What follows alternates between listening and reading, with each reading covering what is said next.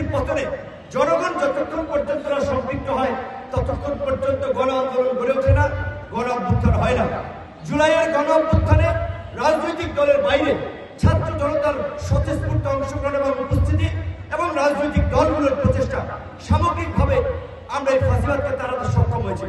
তাই আমি মনে করি এই অভ্যুত্থান পরবর্তী সময়ে জনগণ যার যার কাজে ফিরে গেছে, ফিরে যাবে, কিন্তু রাজনৈতিক দলকে এই জনগণের ত্যাগের কথা ভুলে গেলে চলবে না। জনগণের প্রতিদান দিতে জনগণের জন্য কাজ করতে হবে। কারণ আন্দোলন সংগ্রাম যতই রাজনৈতিক দল সাধারণ জনগণ করুক, আলটিমেটলি রাষ্ট্র চালায় রাজনীতিবিদরা এবং তার সুফল রাজনীতিবিদরাই জনগণের কাছে পৌঁছে দেয়। কাজী রাজনীতিবিদদের চেহারা এবং কমিটমেন্ট যদি সেই জুলাই আগস্টের প্রতি না থাকে তাহলে জনগণ প্রতারিত হবে এবং এই রাজনীতিবিদরাও তার ভুক্তভোগী হবে।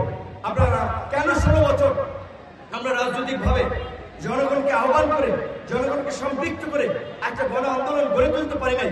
এই জন্য আমাদেরকে আত্মসমালোচনা করতে হবে। আমাদের ল্যাকিংটা কোথায় ছিল?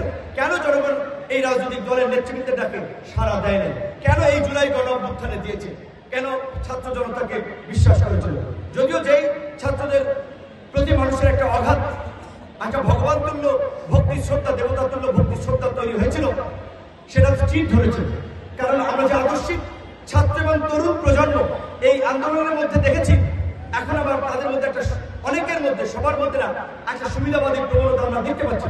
বিভিন্ন জায়গায় UNO office, DC office, SP office, থানায় তাদের একটা তৎপরতা দেখা যাচ্ছে, তাদের একটা অনৈতিক আধিপত্য, জোর জবরদস্তি, তাদের অনৈতিক সুবিধা আদায়ের জন্য উপর থেকে নিচ থেকে বিভিন্নভাবে তদবির করে প্রশাসনকে চাপ দেওয়া হচ্ছে।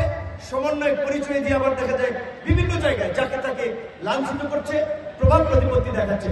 যদিও এই জুলাই গণ অভ্যুত্থানের আমাদের সহকর্মী, আপনারা জানেন 2019 সালে আমার সাথে রাজনীতি একই প্যানেলে সাংস্কৃতিক সম্পাদক পদে নির্বাচন করেছে এই আন্দোলনের আইকনিক ফিগার নাহিদ পরিষ্কারভাবেই বলেছে, যেহেতু আন্দোলনের নেতৃবৃন্দ একটা দল গঠন করেছে, কাজে এখন আর বৈষম্য বিরোধী আন্দোলন কিংবা এই সমন্বয়, এই প্ল্যাটফর্ম এখন আর নাই। আমরা মনে করি এটা যথার্থ, তাদের জায়গা থেকে এই বক্তব্য এসেছে। কারণ বৈষম্য বিরোধী আন্দোলনের এই প্ল্যাটফর্ম কিংবা বৈষম্য বিরোধী আন্দোলন কোনো নির্দিষ্ট মতাদর্শের লোকের ছিল না, এটা সকল মতাদর্শের লোকের ছিল। ছাত্রদল, ছাত্র অধিকার পরিষদ, ছাত্র শিবির, বাম ডান সবাই মিলে বৈষম্য বিরোধী আন্দোলন করেছে, বৈষম্য বিরোধী আন্দোলনের প্ল্যাটফর্মে।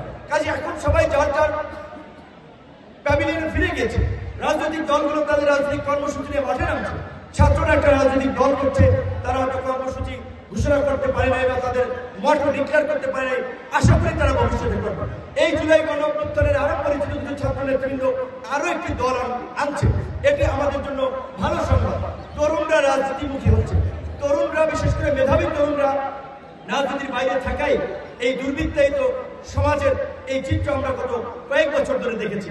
সমাজের নষ্ট মানুষগুলো, পচে যাওয়া মানুষগুলো, দুর্নীতিগ্রস্ত মানুষগুলো, অসৎ মানুষগুলো রাজনীতিতে একটা আখড়া গেড়ে বসেছিল। তো সেই রাজনীতিক পরিবর্তনের জন্য মেধাবী তরুণদেরকে এগিয়ে আসতে হবে। তবে আমি মনে করি আমাদের এই ছাত্র নেতৃবৃন্দ তারাও যদি সরকার থেকে পদত্যাগ করে রাজপথে রাজনৈতিক দলের মতো আন্দোলন সংগ্রামের মধ্যে দিয়ে জনগণের কাছে যায়, তারাও ভবিষ্যতে মানুষের কাছে একটা ভালো গ্রহণযোগ্য পাবে। আমি আমার উপজেলার প্রেক্ষাপটে, যেহেতু সময় সংক্ষিপ্ত, দু একটি কথা বলতে চাই। সাংবাদিকরা জাতীয় বিষয়ে প্রশ্ন করতেন, এই কারণে কিছু কথা উপজেলার প্রোগ্রাম হলেও আমার বলার প্রয়োজন ছিল।